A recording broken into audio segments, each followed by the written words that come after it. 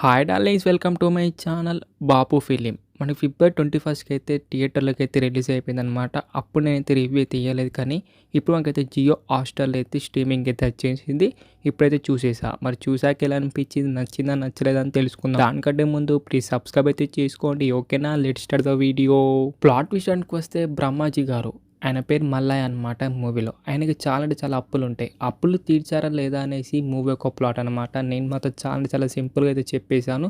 మూవీలో అయితే కొంచెం మ్యాటర్ అయితే ఉంటుంది.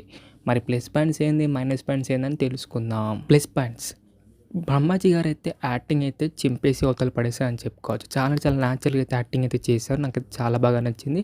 బ్రహ్మాజీ గారు అయితే వన్ మ్యాన్ షో అని చెప్పుకోవచ్చు భయ్య. అలాగే మనకైతే కొన్ని కొన్ని ఎమోషనల్ సీన్స్ కూడా చాలా బాగా అంటే చాలా బాగా వర్కౌట్ అయ్యాయని చెప్పుకోవచ్చు.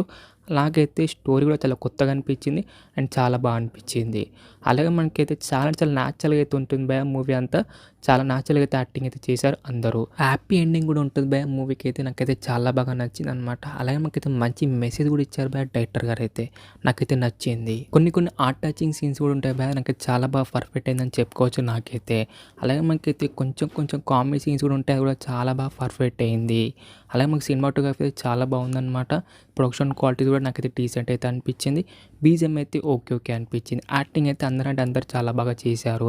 ఇవి భయ్య నాకైతే ప్లస్ పాయింట్స్ అయితే అనిపించినాయి. మైనస్ పాయింట్ గురించి మాట్లాడుకుంటే ఫస్ట్ హాఫ్ అయితే చాలా బాగా అయితే రాసుకున్నారు భయ్య డైరెక్టర్ గారు అయితే. నాకైతే చాలా బాగా నచ్చింది. కానీ సెకండ్ హాఫ్ వచ్చే వరకు అయితే చాలా చాలా ప్రెడిక్టబుల్ వెళ్తుంటుంది అనమాట మూవీ అంతా. చాలా బోర్ ఫీలింగ్ అనిపిస్తుంటుంది.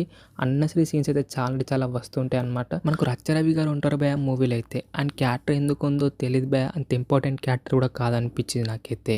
అలాగే మనకైతే బ్రహ్మాజీ గారి వాళ్ళ కొడుకు క్యారెక్టర్ అయితే ఉంటుందన్నమాట. అండ్ క్యారెక్టర్ కూడా మనకైతే లవ్ స్టోరీ అయితే ఉంటుంది. ఆ లవ్ స్టోరీ ఎందుకు ఉందో తెలీదు. అలాగే మనకైతే 2-3 సాంగ్స్ అయితే ఉంటాయి అనమాట, లవ్ స్టోరీ సాంగ్స్ అనమాట. ఆ సాంగ్స్ ప్లేస్మెంట్ కరెక్ట్ లేదు. అలాగే సాంగ్స్ కూడా అసలు బాగాలేదు అనిపించింది. అలాగే కొన్ని కొన్ని ఎమోషనల్ సీన్స్ అసలు వర్కౌట్ కాలేదు భయ్య సెకండ్ హాఫ్లో అయితే. ఓవరాల్గా నాకైతే డీసెంట్ వాచ్ అనిపించింది భయ్య.